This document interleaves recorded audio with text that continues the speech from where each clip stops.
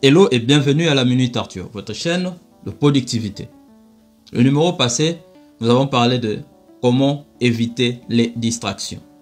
Aujourd'hui, c'est un peu la suite parce que nous allons parler de l'importance de maîtriser l'art de la priorisation pour séparer l'urgent de l'important. Dans un monde où les tâches s'accumulent et où le temps semble manquer, maîtriser l'art de la priorisation est un élément essentiel pour rester productif. C'est quoi la priorisation? La priorisation consiste à identifier les tâches qui méritent le plus d'attention et de temps en distinguant celles qui sont urgentes de celles qui sont véritablement importantes.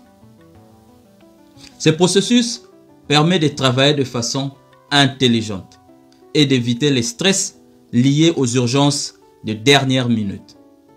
C'est quoi la différence entre une tâche urgente et une tâche importante? Une tâche urgente est une tâche qui nécessite une attention immédiate, une action immédiate. Elle vient souvent avec une deadline, un délai proche, et elle peut créer un sentiment de stress ou d'angoisse si elle n'est pas accomplie immédiatement.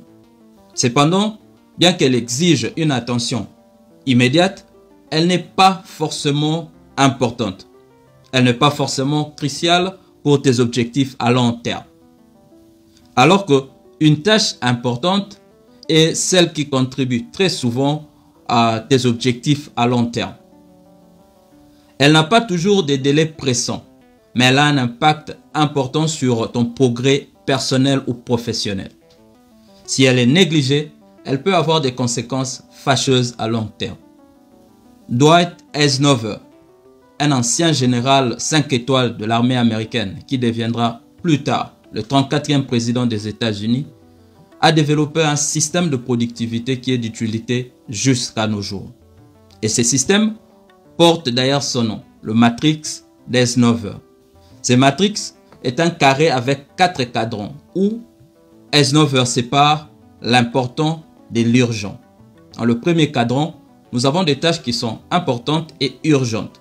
Dans le deuxième cadran, nous avons des tâches qui sont importantes mais pas urgentes. Dans le troisième, nous avons des tâches qui sont urgentes mais pas importantes. Et pour finir avec des tâches qui sont ni urgentes ni importantes.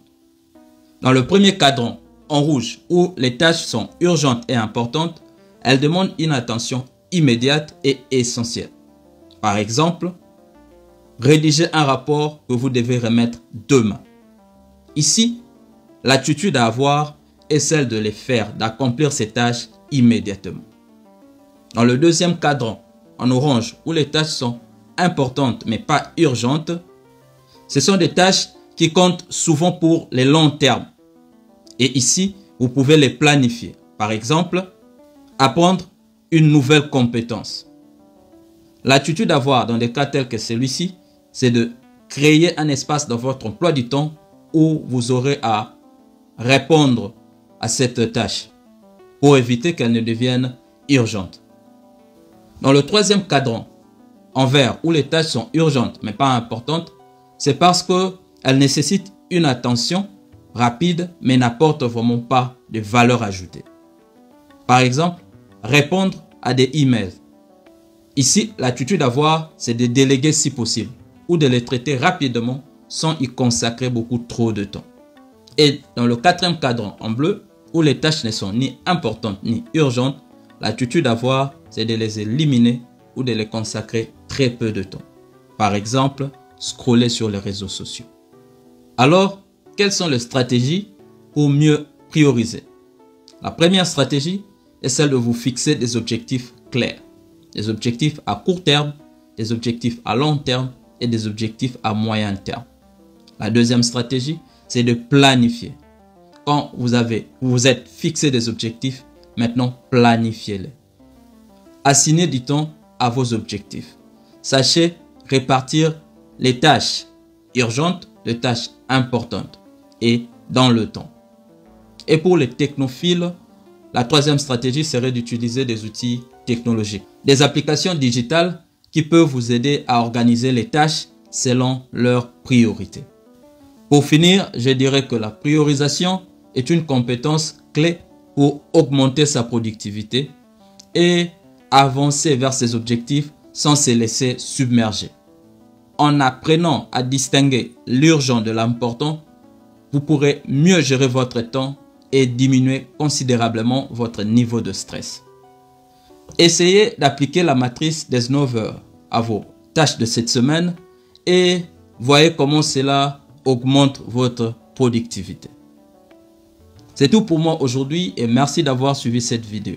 Si vous l'avez trouvé utile, ne partez pas sans laisser un like et partager. Et si vous n'êtes pas encore abonné sur notre chaîne YouTube ou sur notre page Facebook, please, faites-le. Peace, I'm out.